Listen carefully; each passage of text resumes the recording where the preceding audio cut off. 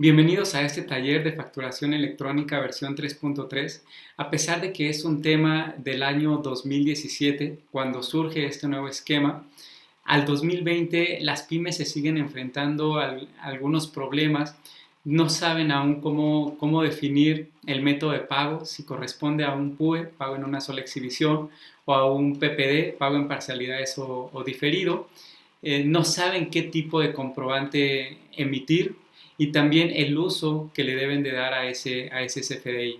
La facturación electrónica es únicamente un complemento de lo que ha estado realizando la autoridad, lo que ha estado realizando el SAT. Es complemento o forma parte de la contabilidad electrónica y esto le va a permitir a la autoridad tener una mayor fiscalización y tener un mejor control para el pago de los impuestos con los contribuyentes.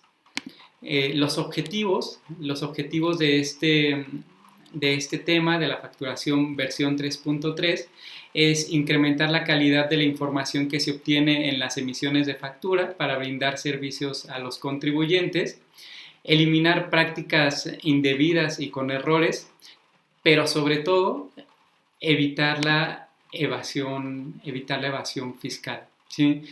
Anteriormente teníamos varios tipos de facturas. Facturábamos en papel, después surge el CFD. Tenemos también teníamos facturas con códigos bidimensionales y actualmente pues estamos en el CFDI, comprobante fiscal digital por internet, en su versión 3.3. ¿Qué le permite a la autoridad conocer con este CFDI? Prácticamente todo. Se metieron hasta la cocina. ¿Por qué? Porque no solo afecta la parte contable, sino que también afecta la parte administrativa. Vemos que se ven afectadas las áreas de cuentas por cobrar y de cuentas por pagar, que forma parte de esa área administrativa. Por lo tanto, las pymes necesitan tener un conocimiento claro de qué es la facturación versión 3.3 y cuáles son los alcances y qué le permite conocer a la autoridad. Recordemos un poco eh, cuando, cuando surge este nuevo método de facturar. En el 2017 hay un periodo de transición entre la facturación versión 3.2 que tenía por ahí muchos errores, había muchas confusiones, el método de pago se encontraba de manera incorrecta. También nos solicitaban algunos requisitos adicionales y las empresas no lo hacían. Esa es una evolución un poco de la comprobación fiscal. Teníamos un impresor autorizado, en donde nosotros íbamos con el impresor, le entregábamos una memoria, nuestro RFC, probablemente nuestro código bidimensional, y este impresor nos hacía las facturas en papel. Posteriormente surgen los autoimpresores, los comprobantes fiscales digitales que podemos realizar desde una hoja de cálculo. Y por último, una factura electrónica por internet, CFDI versión 3.3 y complemento de pago, que le viene a dar un giro muy importante a toda la recaudación del gobierno y aparte un control también para las organizaciones. ¿En dónde se estipula esto? Pues esto lo se estipula en el Código Fiscal de la Federación. Surge un anexo 20, reglas o resoluciones de la miscelánea fiscal y una guía de llenado para la versión 3.3 y los complementos de pago. Hubo también por ahí algunas fechas, prórrogas, porque para las empresas fue difícil este proceso y sigue siendo complicado este proceso. A mí me ha tocado al día de hoy empresas que todavía les cuesta mucho trabajo definir cuándo lo hacen como PUE, cuándo lo hacen como PPD. Y es muy importante utilizar un método de pago correcto.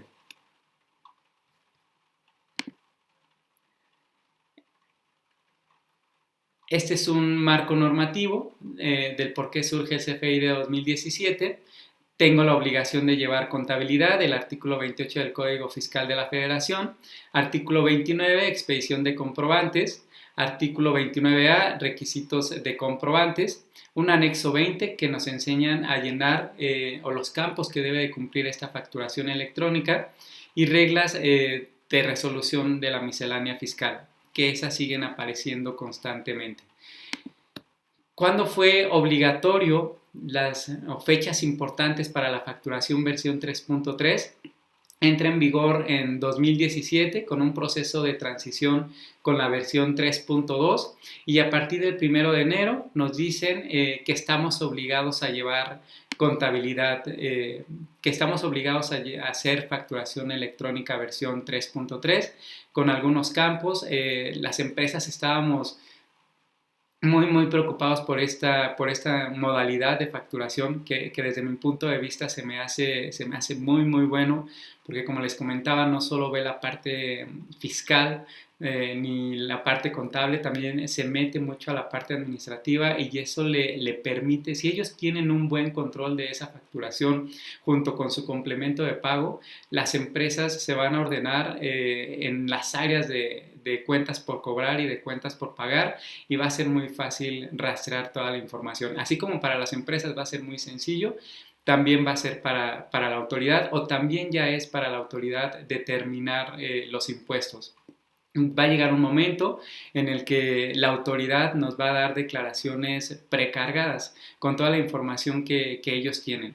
Ya tienen toda la facturación que nosotros emitimos y también tienen nuestra contabilidad electrónica. Entonces, prácticamente creo que es el momento indicado para que si tenemos que hacer cambios en nuestras empresas, los hagamos, ¿sí? Y dejemos de crear malas estrategias fiscales para no pagar impuestos. Desafortunadamente, en nuestro país no tenemos una cultura fiscal y de repente escuchamos comentarios en donde nos dicen que el dinero no se gasta de manera correcta. Sin embargo, el artículo 31 de la Constitución es muy claro y nos dice que todos los mexicanos debemos de contribuir al gasto público de manera equitativa y de manera proporcional. Entonces, la autoridad ha tenido que utilizar estos esquemas para que los contribuyentes cumplamos con nuestras obligaciones de pago.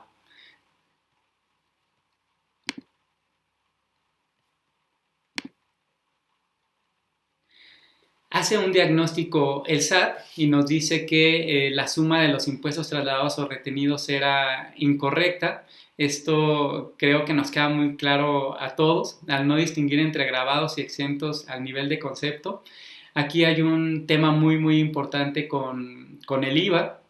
Recordemos que tenemos ingresos grabados a la tasa del 16%, ingresos grabados a la tasa del 0% y tenemos ingresos exentos. Entonces, de repente se emitían facturas grabadas a la tasa del 0%. Voy a poner un ejemplo de los alimentos. Recordemos que los alimentos cuando ya están preparados ya no están grabados a una tasa del 0%. Los ingresos que ya están preparados están grabados a una tasa del 16% y no es algo nuevo, es algo que ya traemos desde tiempo atrás. Sin embargo, o desafortunadamente, muchas empresas el consumo de alimentos lo grababan a una tasa del 0%.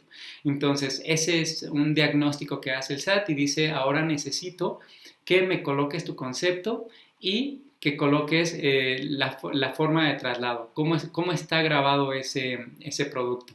Y a ellos les permite identificar de una mejor manera qué al 16, qué al 0 y qué es tasa exenta. La información de la factura no era suficiente para relacionarla con los pagos o reportes de contabilidad, con las pólizas, con nuestra contabilidad electrónica. Cancelación indebida de facturas pagadas, repercusión a los contribuyentes en la deducción de gastos. Esto era muy común. De repente emitíamos facturas y como teníamos la posibilidad de cancelar, muchas empresas cancelaban las facturas que le habían emitido a sus clientes. Y esto es una práctica indebida. Desafortunadamente, el cliente no se daba cuenta porque ellos ya habían presentado su declaración, ya habían hecho el registro de su contabilidad y ellos no se percataban que su proveedor les había cancelado la factura. Lo sabemos, ¿para qué lo hacían? Probablemente para disminuir la cantidad de ingresos. Recordemos que para las personas morales, las declaraciones se presentan con los ingresos nominales, es decir, con los ingresos que facturamos, y para las personas físicas se presentan con lo pagado y lo cobrado. ¿Sí? Entonces, esta metodología o esta versión de facturación versión 3.3 le permite a la autoridad conocer nuestros ingresos nominales o prácticamente el 100% de nuestros ingresos nominales, si no tenemos algunos otros ingresos, y también le permite conocer de las personas físicas cuánto han cobrado y cuánto han pagado. También existían comprobantes con valor cero y números negativos. Esta versión ya no permite emitir facturas con valor cero y el RFC del receptor no era válido o inexistente. Actualmente hay un cruce de esta información en donde si el RFC no es correcto o no se encuentra activo en la página del SAT, entonces no podemos emitir la factura. Había montos incongruentes, de repente le encargamos al encargado de facturación de nuestra empresa que nos emitiera una factura por 100,000 pesos y de repente nos colocaba 100 millones de pesos. Entonces eso para el SAT era un monto incongruente. No podíamos, si estábamos vendiendo regularmente por mes 500,000 pesos, 1,000,000 de pesos y de repente en un mes tenemos montos de 1,000,000 de pesos, de 100 millones de pesos, pues es un monto que no era congruente. Esta versión pues nos limita, nos pone un candado en esos montos que parecen ser incongruentes. No se cumplía con emitir CFDIs por anticipos ni pago en parcialidades. Recordemos que este complemento de pago ya existía, sin embargo había mucha confusión porque si nosotros emitíamos una factura, en versión 3.2 teníamos la obligación, si emitíamos una factura a crédito, teníamos la obligación que cuando nos efectuaran un pago, tendríamos que emitir otra factura por cada pago que nos realizaran. Las empresas no lo hacían o tampoco se emitía un anticipo. Esta versión 3.3 nos dice que si un cliente nos da un anticipo porque no conocemos el precio del bien o del servicio, entonces tenemos que generar una factura versión 3.3 como un anticipo. Entonces, este es el diagnóstico del SAT y por eso hace todo este cambio a una versión 3.3. También dentro de las empresas, la falta de control de los flujos de efectivo y de la cobranza. Hoy en día, a pesar de que esta metodología, esta forma de facturar en versión 3.3 le pueda ayudar muchísimo a las empresas, creo que no hemos desarrollado tanto esa oportunidad. Los pagos que no se asignan a la cuenta de deudores que son no identificados, diversos productos y servicios que no están catalogados dentro de la empresa. De repente las empresas facturaban lo que quisieran, facturaban lo que ellos querían, entonces no era fácil para la autoridad llevar un buen control. La imposibilidad de automatizar las compras y las ventas. Hoy en día con esta versión, con la factura 3.3, podemos automatizar toda esa área de ventas y toda esa área de compras. Los inventarios desactualizados, que es un tema muy muy importante para las pymes. Los receptores de las facturas muchas veces se niegan a pagarlos derivado de la incorrecta interpretación del cálculo de los impuestos o dificultad de intercambio de la información entre las mismas empresas. Esto es un diagnóstico dentro de las organizaciones. Aquí si tomamos los beneficios de esta versión, de la facturación 3.3, podemos obtener muchos beneficios, no solo ver el lado malo de esta versión. Esta versión nos permite tener un muy buen control de los flujos de efectivo, saber cuánto es lo que vamos a pagar en el mes de impuestos. Recordemos que tenemos dos tipos de impuestos, un impuesto directo y un impuesto indirecto. Los impuestos indirectos son los que trasladamos al consumidor final, que en este caso sería el IVA, o si tenemos actividades con IEPS, el IEPS. Pero esta versión 3.3 nos permite conocer cómo vamos con ese tema de impuestos, que además sabemos que el IVA es una fuente de financiamiento muy bueno para las empresas, porque si yo cobro un IVA el primero del mes, yo puedo utilizar ese IVA del primero al 31 y la autoridad me da hasta el día 17 para pagarlo. Funciona más o menos como una tarjeta de crédito. Recordemos que el IVA no es parte de la operación de la empresa, el IVA es dinero del gobierno y se lo debemos de enterar.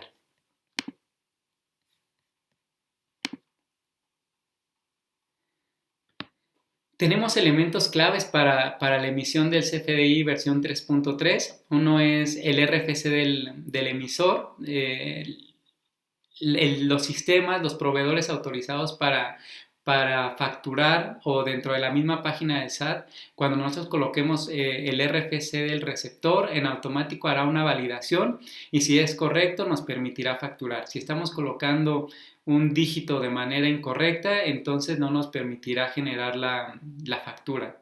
La fecha, hora y lugar de expedición, que sabemos que los proveedores lo dan por default. El mismo SAT lo da por default, entonces es importante este apartado.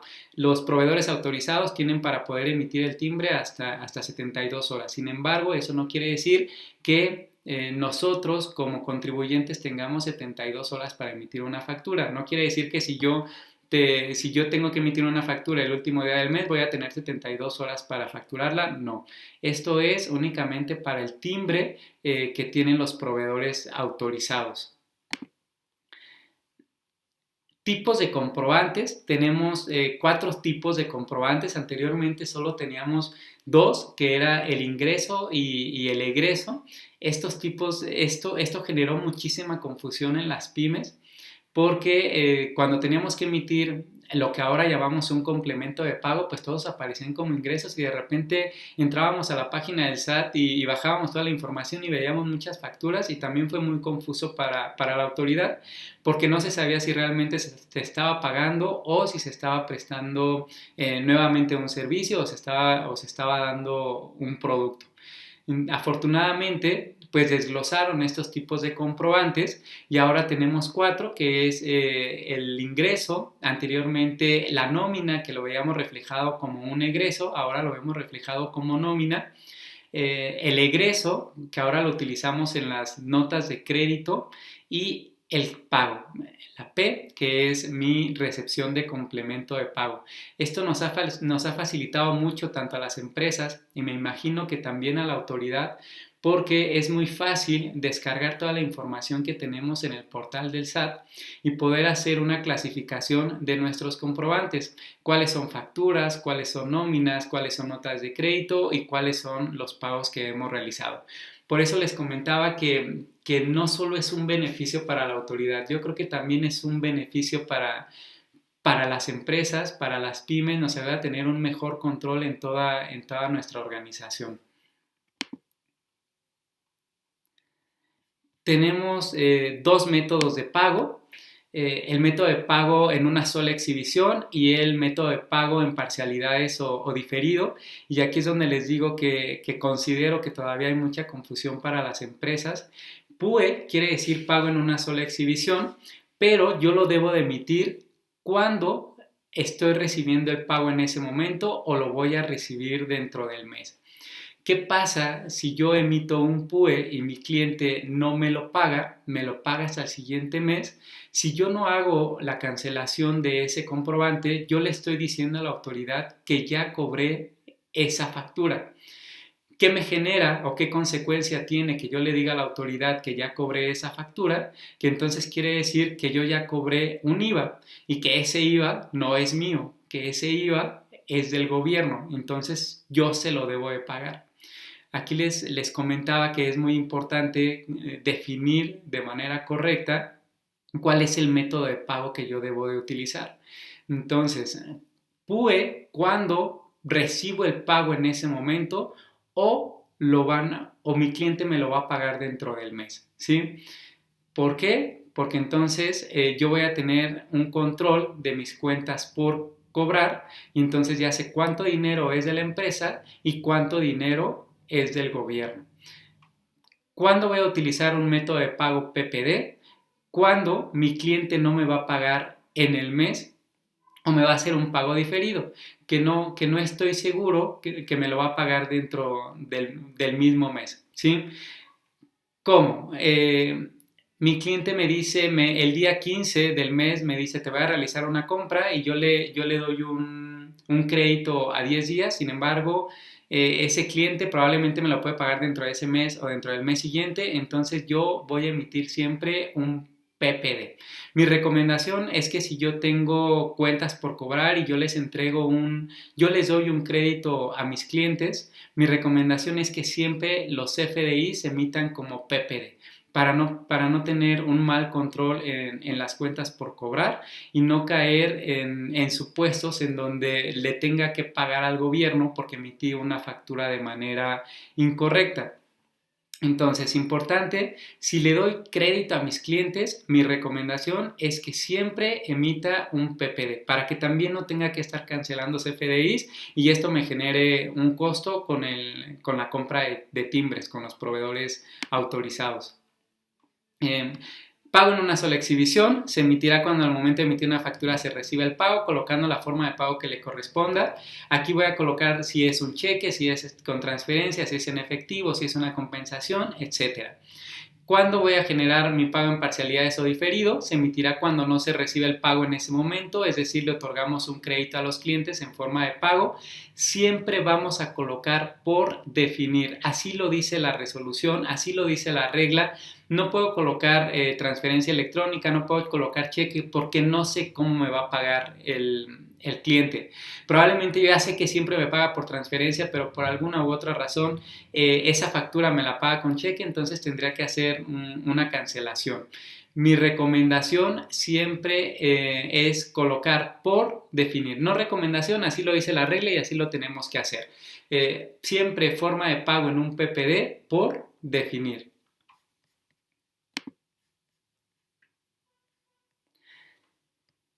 Método de pago.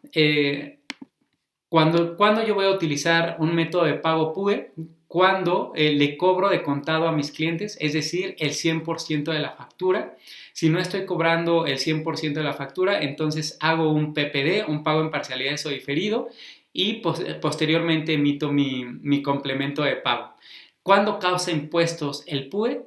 Cuando lo hago. Cuando emito una factura con método de pago en una sola exhibición, en ese momento le estoy diciendo a la autoridad que yo ya cobré su IVA o que lo voy a cobrar dentro de ese mes.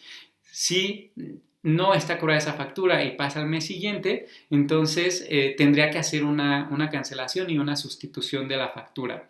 Si hay error, se debe cancelar la factura. Las facturas no pueden llevar una nota de crédito y tampoco llevan un complemento de pago, ¿sí? El PUE ya por default quiere decir que esa factura está pagada. ¿Cuándo me conviene hacer un PUE? Cuando yo no le doy crédito a mis clientes o cuando son ventas al público en general. Cuando tengo ventas al público en general, todas las facturas o la mayoría son de contado, entonces en ese momento emito una factura con método de pago en una sola exhibición. Método de pago en parcialidades o diferida. ¿Cuándo la debo de emitir? Cuando le doy un crédito a mi cliente, ¿sí? Quiere decir que no está pagada o que está pagada parcialmente. Causa impuestos no cuando emito la factura. Causa impuestos cuando genero el complemento de pago. Aquí hay que hacer una aclaración. Recordemos que el ISR para las personas morales causa un impuesto al momento que emito la factura. Independientemente, hago referencia a los pagos provisionales, independientemente de si es un PUE o es un PPD, en el momento que yo emito la factura, en ese momento yo tengo que considerar ese ingreso para mis pagos provisionales de ISR. Hablo también de una causación de impuestos. Hago referencia a las personas físicas porque ellos, para determinar su ISR y para determinar su IVA, es con base a lo pagado y lo cobrado. Entonces, si yo emito en personas físicas, quiere decir que estoy ya cobrando esos ingresos. Entonces tengo que determinar el ISR y tengo que determinar el IVA. Para la persona moral, aplica para el IVA sobre lo cobrado y sobre lo pagado. Si hay error, se puede cancelar, se puede emitir nuevamente y pueden llevar nota de crédito. Los PPD sí se les puede hacer una nota de crédito, se debe generar un complemento de pago y se debe generar una descripción por concepto, ¿sí? El complemento de pago, cuándo lo van a emitir y cuándo lo vamos a ligar a esta factura, cuando se reciba el pago. Cuando ya tengamos la transferencia en nuestra cuenta bancaria o que ya se haya realizado el depósito, en ese momento nos van a generar nuestro complemento de pago y siempre debe estar ligado a nuestra factura PPD.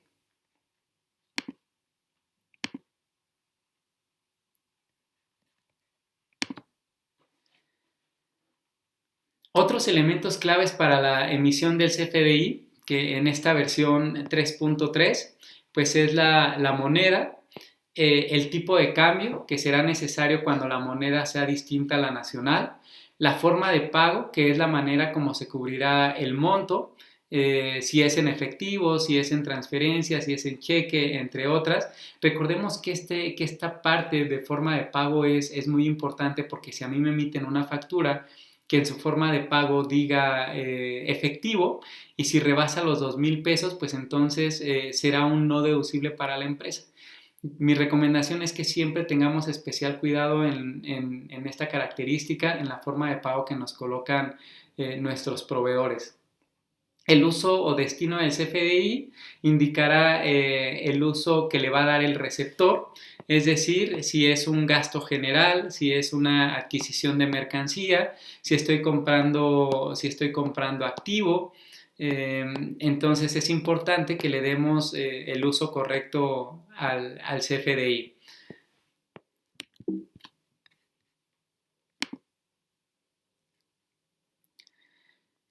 Cuando se expidan los comprobantes fiscales, nosotros le tenemos que preguntar a nuestro cliente cuál es el uso o el destino que le va a dar a su CFDI. Por ejemplo, si yo me dedico a vender papelería, papelería por mayoreo y a mí me compran papelerías más pequeñas, pues es claro que ellos lo compran para venderlo, entonces es claro que su uso o destino del CFDI será la adquisición de mercancía porque ellos lo van a utilizar para venta. Pero ¿qué pasa si me dedico a vender papelería y tengo una empresa que se dedica a la venta de automóviles y ellos me compran la papelería para su gasto? Entonces el uso que le deben de dar al CFDI es un gasto en general. Cuando yo compro un vehículo o compro maquinaria, entonces le voy a dar el uso de inversiones en activo, por ejemplo, I03 para el equipo de transporte. Y entonces el SAT o la autoridad conoce cuál es el destino que yo le estoy dando a esos artículos, a esos servicios. Cuando le doy a esos servicios, entonces el SAT poco a poco pues va identificando las actividades que yo voy teniendo en mi empresa.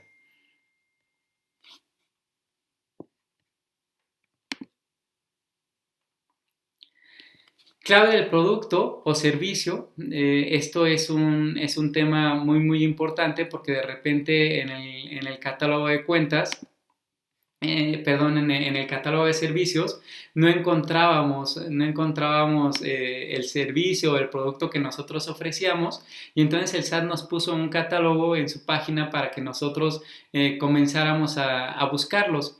De repente todavía podemos no encontrar los artículos, pero tendríamos que buscar un producto o un servicio que se asemeje a lo que nosotros estamos realizando.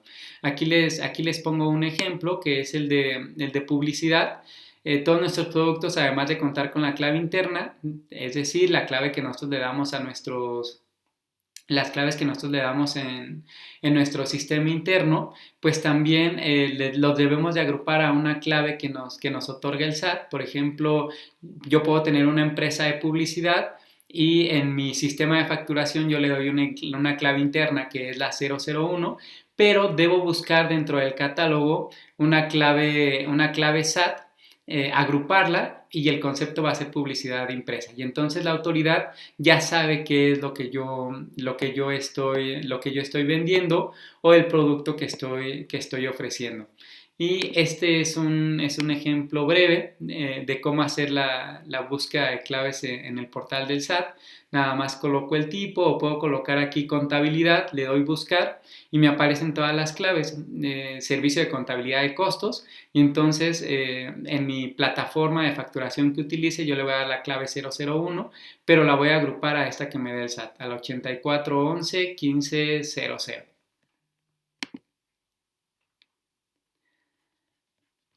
¿Qué conoce la autoridad?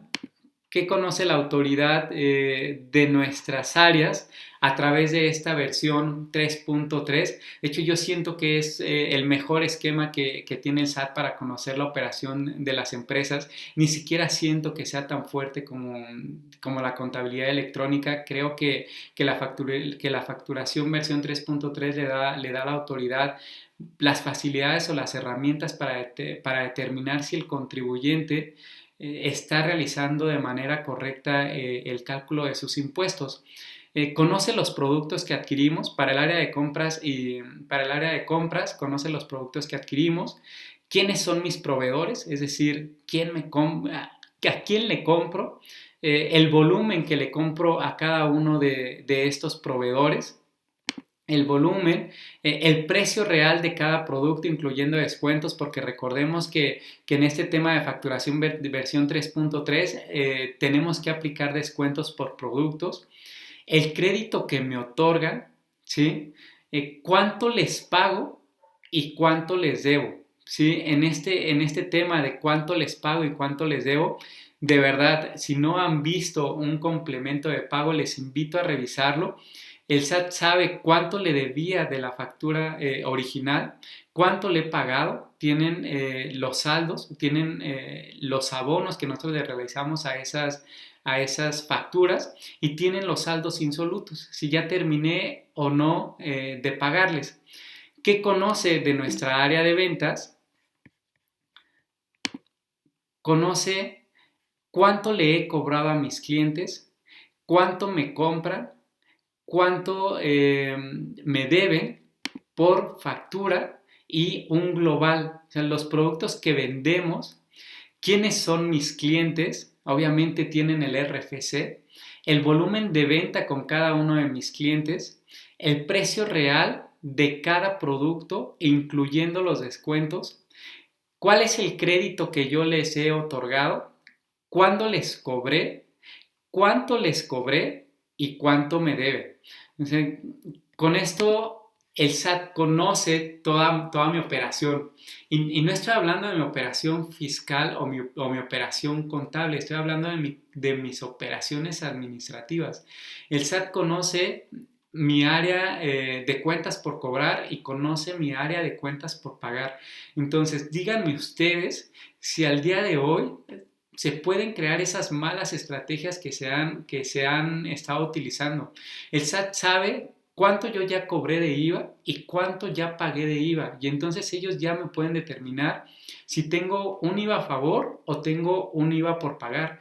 Y si sabemos que en nuestra declaración anual, hablando para personas morales, ya me determinaron un coeficiente de utilidad, porque para esta declaración de 2019 que presentamos en 2020, el SAT ya determinó el coeficiente de utilidad, entonces ya también puede determinar el cálculo de ISR. O sea, lo mejor para las pymes es tener una mejor organización dentro de la empresa.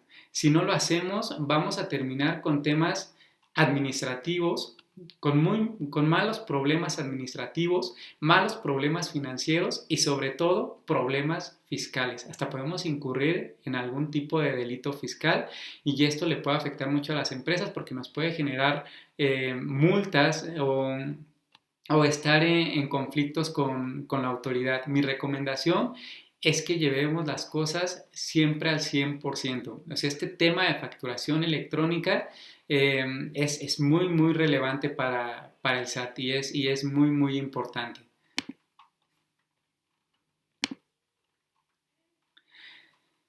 Aquí algunas preguntas. ¿Qué pasa si mi cliente promete realizar el pago en parcialidades y lo hace en una sola exhibición dentro del mismo mes de la emisión de la factura? No pasa nada. Si yo emití un CFDI versión 3.3 como PPD, lo único que tengo que hacer es emitirle a mi cliente su complemento de pago. ¿Sí? No tengo que cancelar mi PPD, nada. Lo único que tengo que hacer es emitir mi complemento de pago y entonces ahí ya tengo mi factura emitida y ya tengo mi complemento de pago y ya sé que el cliente me pagó. Y yo puedo hacer un cruce con la información del banco. ¿Qué pasa si mi cliente prometió realizar el pago dentro del mismo mes de la emisión de la factura y yo realicé la factura utilizando el método de pago PUE y mi cliente no realizó el pago de ese mes, en este mes? Aquí sí hay un problema. Repito nuevamente la pregunta: ¿qué pasa si mi cliente prometió realizar el pago dentro del mismo mes de la emisión de la factura y yo realicé la factura utilizando el método PUE, estando consciente que mi cliente me lo iba a pagar en ese mes, pero por alguna causa, alguna razón, mi cliente no realizó el pago? Entonces, ¿qué tengo que hacer? Aquí sí tengo que hacer un movimiento adicional.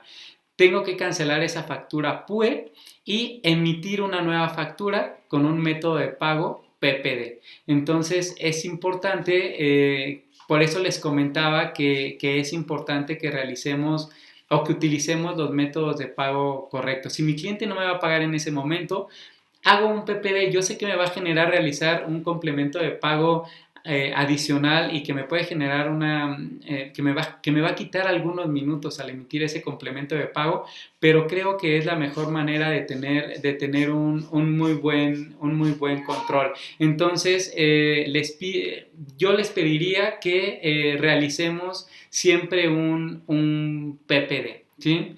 ¿Qué pasa si no cuento con los complementos de pago? ¿Qué pasa si no cuento con los complementos de pago? Pues entonces mis compras no serán deducibles. Es necesario que para poder realizar el acreditamiento contemos con nuestra factura y nuestro complemento de pago, nuestro fundamento legal, el artículo 29 del Código Fiscal de la Federación, 29A también, el artículo 27, el artículo 147 de la ley de ISR y el artículo 5 de la ley del IVA. Entonces es importante que yo cuente con todos mis complementos de pago. Recordemos que el complemento de pago se hizo obligatorio a partir del 1 de septiembre de 2018 y a partir de esa fecha pues yo debo de contar con todos, yo debo de contar con todos los complementos de pago, ¿sí?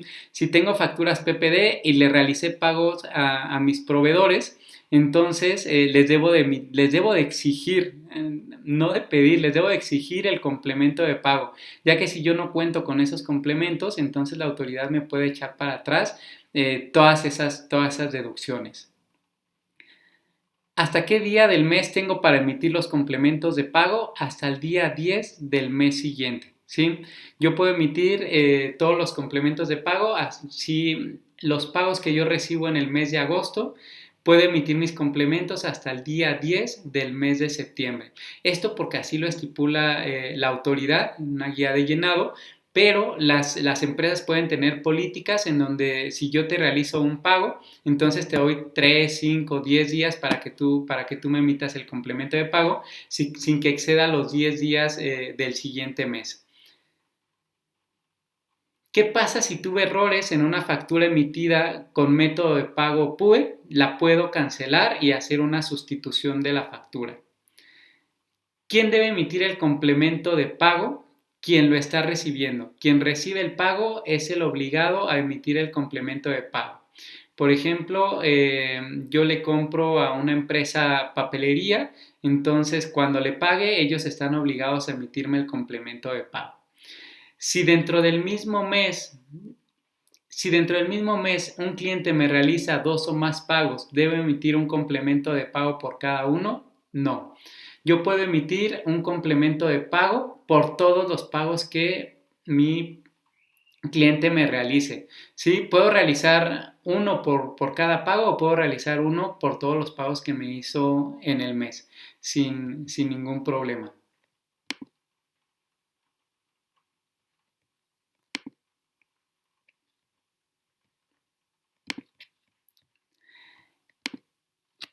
Este tema para mí es muy importante porque de repente, si para las empresas ha sido complicado adaptarse a este proceso de facturación de esta versión 3.3, es más complicado cuando las empresas nos solicitan requisitos que no están estipulados en el Código Fiscal de la Federación, artículo 29A, en donde nos dice exactamente cuáles son los requisitos que debe de cumplir una factura. Al día de hoy hay empresas que te piden que coloques el domicilio fiscal, cuando ya no es un requisito que la factura lo contenga. Entonces, de repente, los sistemas ya están desarrollados para que no aparezca el domicilio fiscal y de repente nos piden requisitos de más. Entonces, mi recomendación es que si ya nos está costando trabajo con todas estas reglas y todos los cambios que tiene la autoridad constantemente, entonces no hagamos que las pymes tengan costos adicionales. Ahorremos en eso y únicamente solicitemos los requisitos que nos estipula el artículo 29A del Código Fiscal de la Federación. No más. O sea, la autoridad no es cuando vamos a hacer algún trámite que nos pide una u otra cosa. Aquí la autoridad, por eso todo está estipulado en ley y es importante que a nuestros proveedores únicamente les solicitemos lo que realmente está dentro de los códigos o dentro de las leyes. No hay que solicitarles cosas de más, no hay que solicitar cosas que les impliquen un costo adicional a las empresas. Al final, esos costos lo único que van a hacer es o disminuyen la utilidad de la empresa o hacen que el precio del producto o del servicio se incremente. Algunos requisitos que deben de cumplir nuestras facturas y que es muy importante revisarlas es la clave del registro federal, el RFC de quien lo expide, que eso ya lo tienen los sistemas de facturación por default. Contener el número de folio asignado por el SAT y el sello digital. Esto también ya lo dan los proveedores autorizados de manera automática. Nosotros tramitamos un sello a través de nuestra firma electrónica. Recordemos que si queremos facturar a través de un proveedor certificado, entonces es necesario que contemos con nuestro sello. Las personas físicas, ellos pueden facturar a través de mis cuentas únicamente utilizando la contraseña. No es necesario que tengan su firma electrónica ni tampoco los sellos digitales, pero lo tienen que hacer a través del portal del SAT en el apartado de mis cuentas. El régimen fiscal en el que tributemos también lo debe contener la factura, régimen general de ley, régimen de actividad empresariales, régimen de incorporación fiscal, el sello digital del contribuyente que lo expide. Si tenemos más de un local, pues entonces debemos señalar el domicilio del local o establecimiento en el cual se expiden las facturas, el lugar y fecha de expedición, la clave del registro federal de contribuyentes de la persona que lo expida, también la cantidad, unidad de medida y clase de los bienes. Aquí es un tema importante porque si ya no los colocamos, pues la factura no se puede timbrar. Ya hay muchísimos candados para que no se nos vaya prácticamente ningún requisito de los que nos está pidiendo la autoridad. ¿Sí? Para que esto también disminuye que tengamos muchos no deducibles. El valor unitario, que también es un candado, es obligatorio que lo coloquemos. El importe total señalado con número y letra. Señalamiento expreso cuando la presentación se paga en una sola exhibición o en parcialidades, que es prácticamente el método de pago y lo que veíamos arriba. Importante definir cuándo es un PUE, cuándo es un PPD Y nuevamente mi recomendación es que si yo le doy crédito a mis clientes, pues que entonces utilice el método pago en parcialidades o diferido y que posteriormente les emita mi complemento de pago. De verdad que como pymes y como parte administrativa nos va a ayudar muchísimo, muchísimo, que nos ayuda a tener un buen control a través de esta versión 3.3 de facturación. El monto de los impuestos trasladados, la forma en que se realizó el pago, si fue en efectivo, transferencia electrónica. Recordemos que si es un PPD, pago en parcialidades o diferido, vamos a colocar en la forma de pago por definir. ¿Cuándo vamos a colocar la forma de pago? Cuando se emite el complemento de pago. Cuando ya emitamos el complemento, entonces en ese momento vamos a colocar si es un efectivo, si es una transferencia electrónica de fondos o si es un cheque nominativo. El número y fecha de documento aduanero, tratándose de ventas de primera mano de mercancías de importación. Aquí es muy importante colocarlo, ya que si es una venta de primera mano y nosotros no tenemos esos datos en nuestra factura, pues entonces sería un no deducible.